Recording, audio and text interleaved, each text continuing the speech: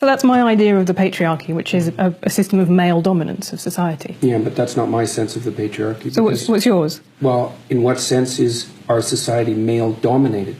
The fact that the vast majority of wealth is owned by men, the vast majority of capital is owned by men. Women do more unpaid labour. Very tiny proportion of men, and a huge proportion of people who are seriously disaffected are men.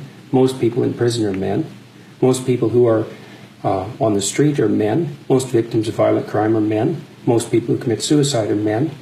Most people who die in wars are men. People who do worse in school are men. It's like, where's the dominance here precisely? What you're doing is you're taking a tiny substrata of hyper-successful men and using that to represent the entire structure of Western society. There's nothing about that that's vaguely appropriate. But I could say equally well that most rape victims are women. Terrible things happen to people of both sexes. And you could say that with perfect utility, but that doesn't provide any evidence for the existence of a male-dominated patriarchy. Well, it just means that terrible things happen to both genders, which they certainly do. But there are almost no women who rape men, for example. So that is an asymmetry there in sexual violence.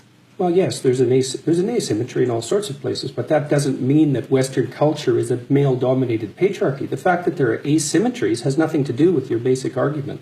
No, but you might equally... This is a trope that people just accept. Western society is a male-dominated patriarchy. It's like, no, it's not. That's not true. And even if it has a patriarchal structure to some degree, the fundamental basis of that structure is not power, it's competence. That's why our society works. It's only when a structure degenerates into tyranny that the fundamental relationships between people become dependent on power. It's not power. If you hire a plumber who's likely to be male, it's not because there's roving bands of tyrannical plumbers forcing you to make that choice. And it's the case with almost every interaction that you have at the face of our culture.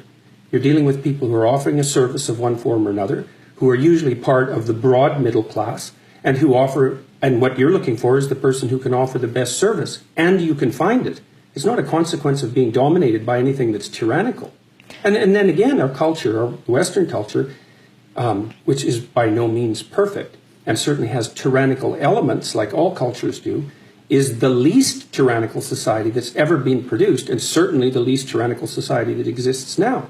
This whole patriarchy thing, I think you have no idea how pernicious and dangerous it is. Well, no, I don't. I really don't. Go on. Throughout history have fundamentally cooperated to push back against the absolute catastrophe of existence. A terrible death rate, the probability of chronic starvation, early death, disease, the difficulty of raising children, with all the death that was associated with that.